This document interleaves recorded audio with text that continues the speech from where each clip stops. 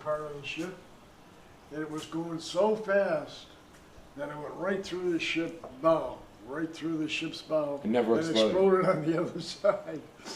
Had a hole about, oh shit, 15, 20 feet round, you know, went right through. And it was going so fast it didn't explode until it got to the other side and went through. And then we had a second one shot at us, and that just missed the conning tower, but it missed it, you know. Once they miss it, they can't turn around and come back. They're gone, you know. You shoot them down. And we got hit in the rear end. We had a suicide plane dive, and it crashed just behind us, you know. Oh, and the fantail. It hurt our screws, you know, and Well, probably maybe even the shaft. yeah. Warped the shaft. Yeah, well, they just bend them, I guess. Yeah. They bend them, you know. So, From the concussion in the water. Yeah. So we were pretty lucky there. We had, I figure we had maybe 10 of them, 10 during the day dive on us, including the two Baka bombs, you know. But we used to have a cap. We'd call for the cap. The cap would be the airplanes, you know. Oh, Airplanes. right, yeah. And they would engage them, you know, we're shooting up, they're shooting down, you know, so it's really dangerous for them too, you know. So, but that was a good time. Then we, That was a USS Stanley, right? huh? That was a USS Stanley. Yeah, that was the Stanley. I was on. There was a cruise. There was a destroyer. It's mentioned in on the one of those things that they. World War II. Yeah, World War II, Okinawa. They talk about the Stanley being hit, you know, and other ships being sunk. But yeah, it's kind of tough when you know, fly an airplane right into a ship, you know, what the hell? You gotta try to knock it out. Hard to stop. Now they got automatic weapons, computer guided, Yeah, to yeah. shoot missiles. Up and down nowadays, yeah. It's, Gee. yeah. But that's mainly what we were on there for, was to jam the radars, you know, and put the equipment on different ships. So when they went into Japan, they would be equipped with this jamming equipment, you know. Actually, I had duty on, I think it was 13 different ships. And I was permanently assigned to each ship I went to. Used to carry my own rickers with me, you know. And turn them in on the ship. We'd be actually assigned to the ship. Not temporarily, but really assigned. And then after a couple of weeks or so, we'd go to another ship. So when I got discharged on the back, they had all this of these ships I was on, you know. I think there was altogether was 13. Wow. As on every kind of ship there was. I was on a battle wagons, cruisers, heavy cruisers, light cruisers, destroyers. I never was on a aircraft carrier, or I was never on a submarine, you know. But yeah, it was a really good time, really.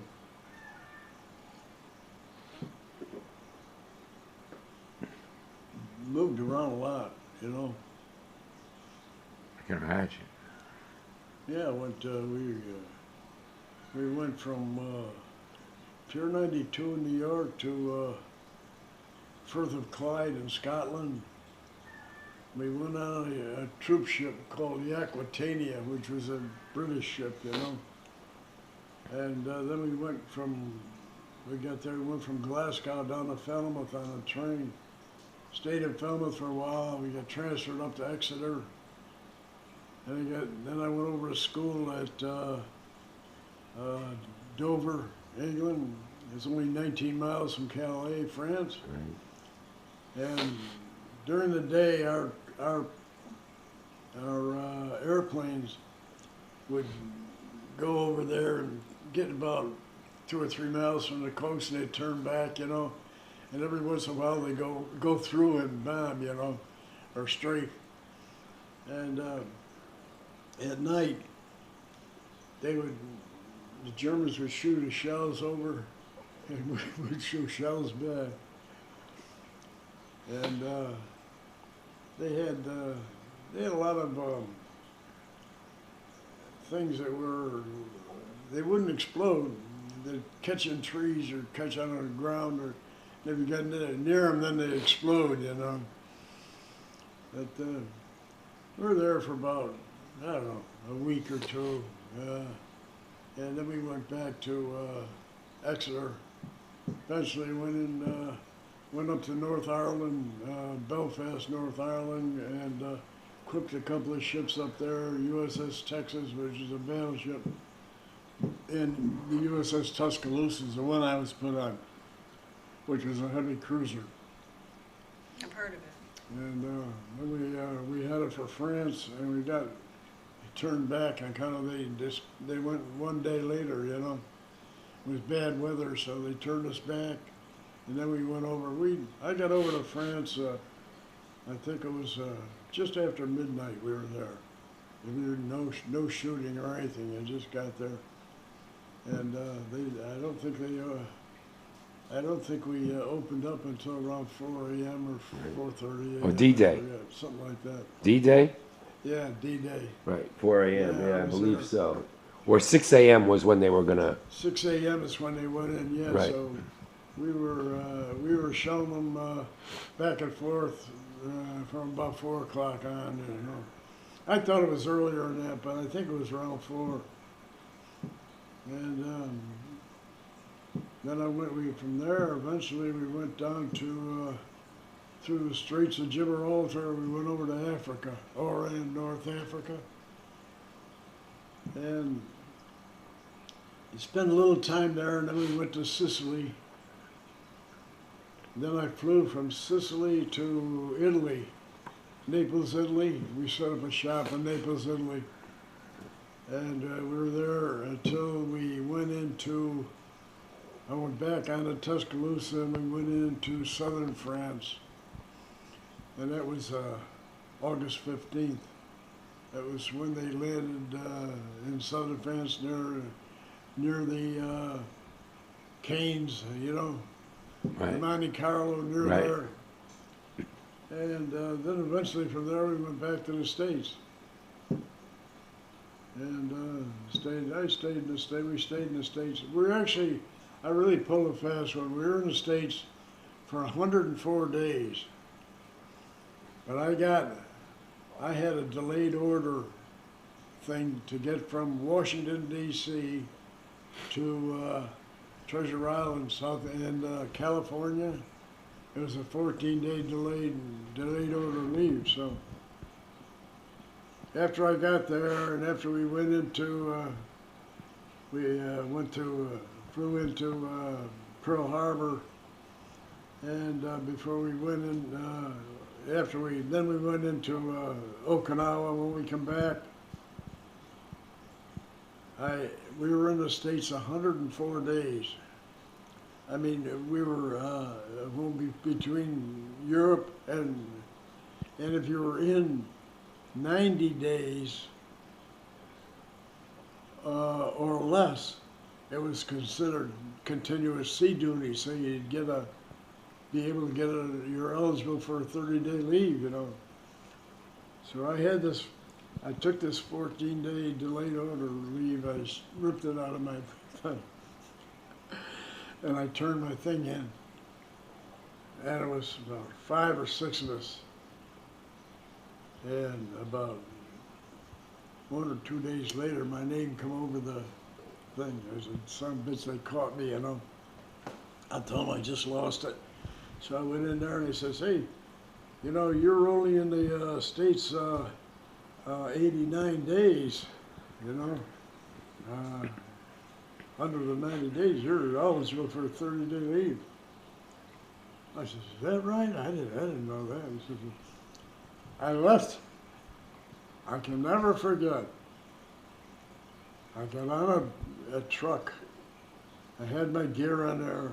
I was going down to the pier to go from there back home, you know, to Seattle. And I can remember waving to the guys. I was the only one to come back. The other guys, I guess they went back out in the Pacific, you know. I lost track of them after that. And that was that was a kind of a sharp thing to do, you know.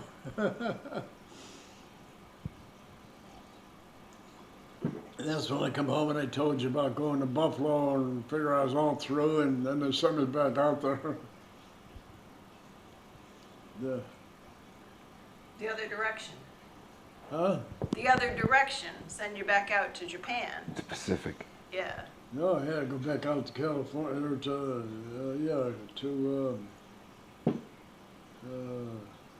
Washington.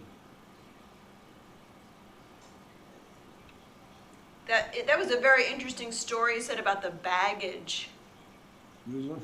Yeah, that's amazing, huh? God, I never. Yeah, about the fourth bag I looked at was my name on there.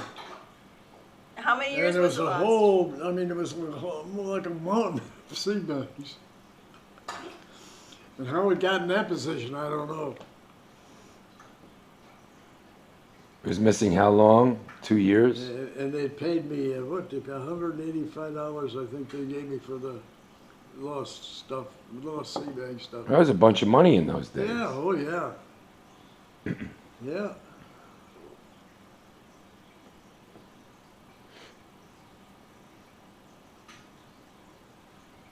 Well, happy birthday. Huh? Happy birthday. Happy birthday. What? Happy birthday. Oh yeah. Thanks. Papa. Jim Slowey. What was your rank? What were you called? Where? In the military. In the Navy. I was a radar man, second class petty officer, What did you start as? seaman. And then you work up? Yeah, you work up second, first seaman, then you go to third class petty officer, second class petty officer, first class petty officer. Then you go to chief.